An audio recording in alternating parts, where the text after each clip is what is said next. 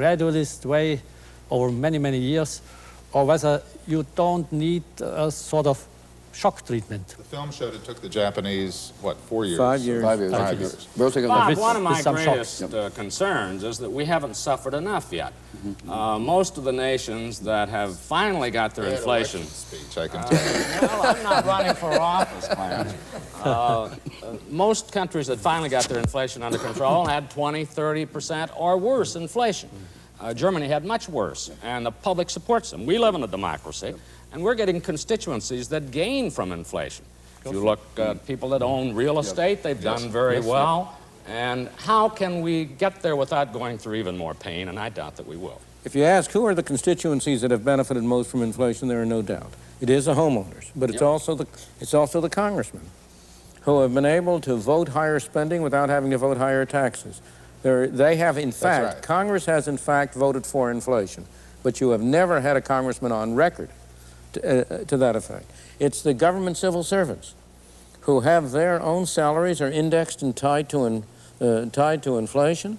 They have a retirement benefit, a retirement pension that's tied to inflation. They qualify, a large fraction of them, for Social Security as well, which is tied to inflation. So that the beneficiaries... Labor contracts that are... and many pricing things that are tied to inflation. But the one thing that isn't tied to inflation, and here I want to come back and ask why Congress has been so bad in this area, is our taxes. It has been impossible to get Congress to index the tax system so that you don't have the present effect, where every 1% increase in inflation pushes people up into higher brackets and forces them to pay higher taxes. Well, as you know, I'm an advocate of that. I know you are. Some countries do that, of course. Canada does it. It indexes the index. And I went up to Canada on a little weekend seminar program on indexing and came back an advocate of indexing, because I found out that the people who are delighted with indexing are the taxpayers, because as the inflation rate goes up, their tax level either maintains its same level or goes down. The people who are the people who are very unhappy with it are the people who have to plan government spending, because it is reducing the amount of money that the government has rather than watching it go up by 10 or 12 billion. You get a little dividend to spend in this country, the bureaucrats do every year.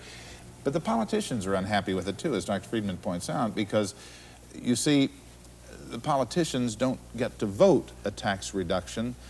It happens automatically. Yeah. And so you can't go back and in a praiseworthy way tell your constituents that I am for you, I voted the tax reduction. And I think we ought to be able to index the tax system so that that tax reduction is automatic, rather than have what we've had in the past, and that is an automatic increase in the taxes. And the politicians say, well, we're sorry about inflation, but you're right. Well, I want to go and make a very different point. I sit here and berate you and you as government officials and so on, but I understand very well that the real culprit are not the politicians, are not the central bankers, but it's I and my fellow citizens. I always say to people when I talk about this, if you want to know who's responsible for inflation, look in the mirror. It's not because of the way you spend your money. Inflation doesn't arise because you got consumers who are spendthrift. They've always been spendthrift. It doesn't arise because you've got the businessmen who are greedy. They've always been greedy. Inflation arises because we as citizens have been asking you as politicians to perform an impossible task. We've been asking you to spend somebody else's money on us, but not to spend our money on anybody else. You don't want us to cut back those dollars for education, right? And therefore, well, no, I do. We've already had a program on that. We've already had a program on that, and there's no viewer of these programs who will be any doubt about my position on that. But the public at large has not, and this is where we come to the political will that Dr. Eminger quite properly talked about. It is, everybody talks against inflation, but what he means is that he wants the prices of the things he sells to go up and the prices of the things he buys to go down. But sooner or later, we come to the point where it will be politically profitable to end inflation. This is the point that I think you were making. The suffering. Where do you think what do you think the rate of inflation has to be, and judged by the experience of other countries, before we will be in that position, and when do you think that'll happen?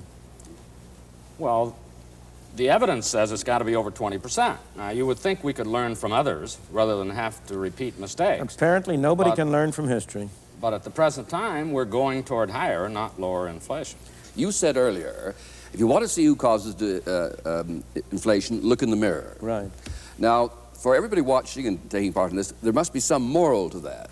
What has to be the change of attitude of the man in the mirror you're looking at before we can effectively implement what you call a tough policy that takes courage? I think that the man in the mirror has to come to recognize that inflation is the most destructive disease known to modern societies. There is nothing which will destroy a society so thoroughly and so fully as letting inflation run riot.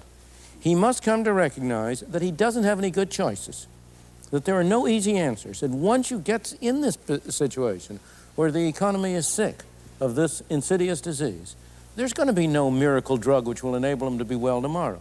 That the only choices he has, do I go through a tough period for 4 or 5 years of relatively high unemployment, relatively low growth, or do I try to push it off by taking some more of the hair of the dog that bit me and get around it now at the cost of still higher unemployment, as Clarence Brown said later on. The only choice this country faces is whether we have temporary unemployment for a short period as a side effect of curing inflation, or whether we go into a period of still higher unemployment later on and have it to do all over again. That's the only choice we face. And when the public at large recognizes that, they will then elect people to Congress, a president to office, who is committed to less government spending and to less government printing of money. And until that happens, we will not cure inflation.